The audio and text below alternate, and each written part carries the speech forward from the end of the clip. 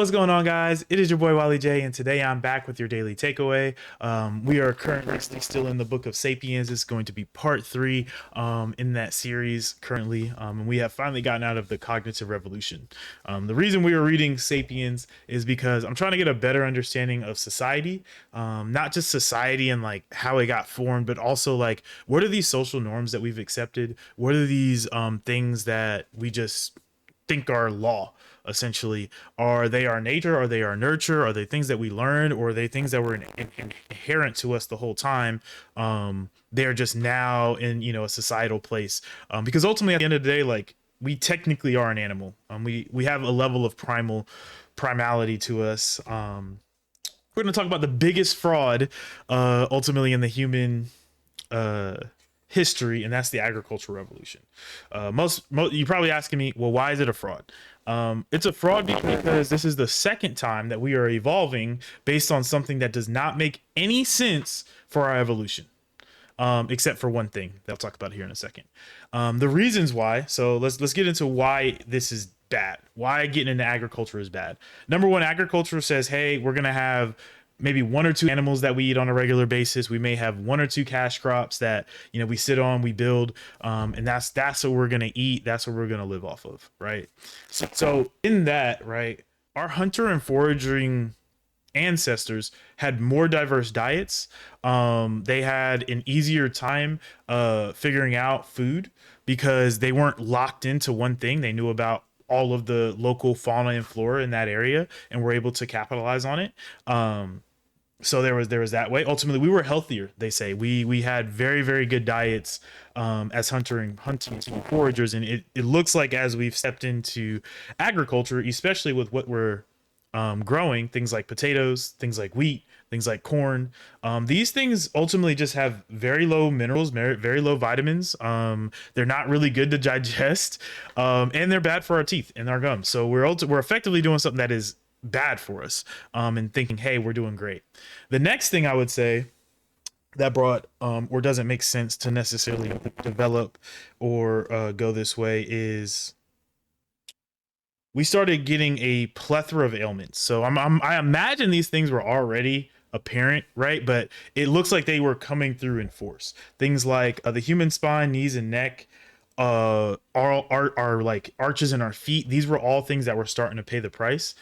We started seeing more slip discs. We started seeing arthritis. We started seeing hernias, all because of the demands of trying to build these crops. Once again, why the hell are we doing this?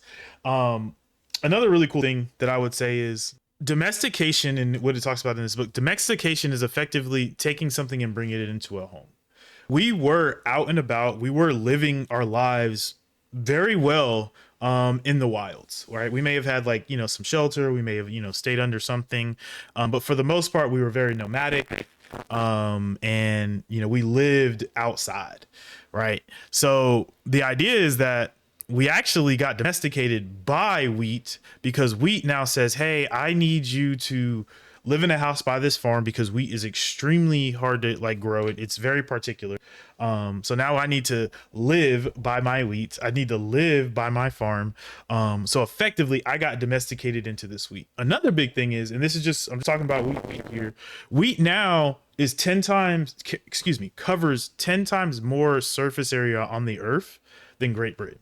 There's about 870,000 square miles of wheat in the world that we just have to accept to be there. And who do you think won in that scenario? Wheat. I will say though, I do think that this was a relatively, how would I put this, mutual relationship, and I'll slowly get into why, because I genuinely for me this doesn't make sense. Hey, like, why not have more leisure time? Why not have a more balanced diet? Why is it that we decided to go this route? It doesn't necessarily make sense. And then the last thing that doesn't make sense in this realm is we started to be, I don't want to say we were more violent, but the fact that we now have more possessions, we have more things that we ultimately want to fight over and keep.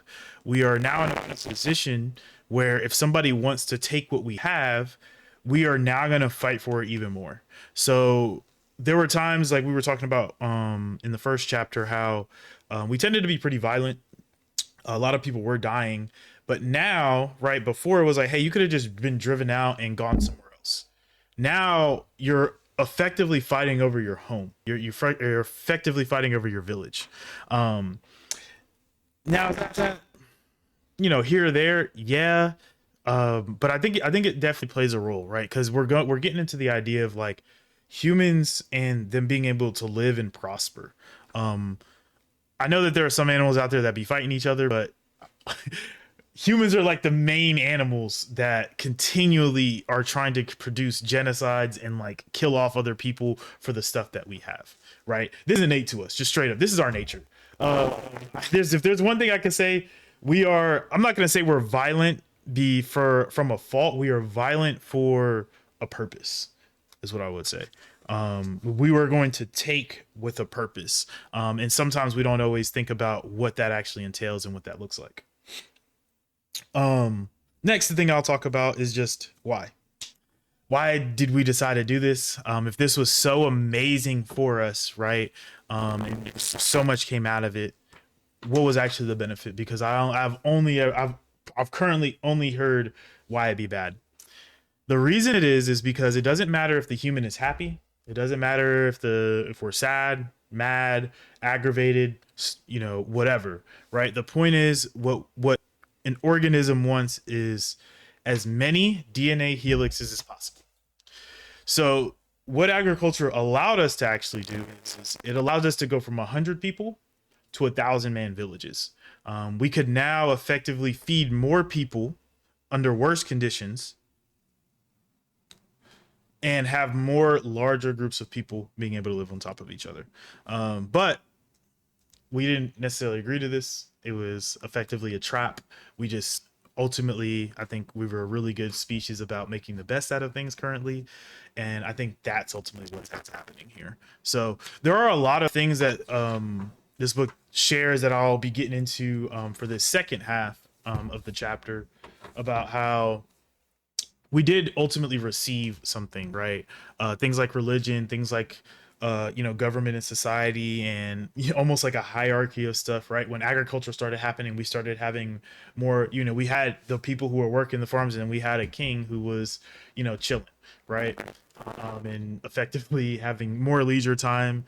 Then this system kind of started coming into play, and effectively this started our start to figuring out, hey, how are we as people going to live in these enormous groups, and be able to live in some level of harmony. So hope you guys enjoyed this daily takeaway. I will definitely be catching you guys tomorrow. Definitely leave a like, comment, and subscribe, and let me know what you think. Would you rather go back to the hunter-gathering days? I definitely would. I think there's some things that I appreciate now. Obviously I wouldn't be making this video, but I think at the same time I might be enjoying life a little bit more. I don't know about you guys, but I feel like today's day and age, we are riddled with stress, anxiety, and other things, and it sounded like there was a time and place where that maybe wasn't necessarily the case. It was a little bit more life and death for sure, but I don't know. That's just my personal opinion. But I'll catch you guys on the next one. Peace.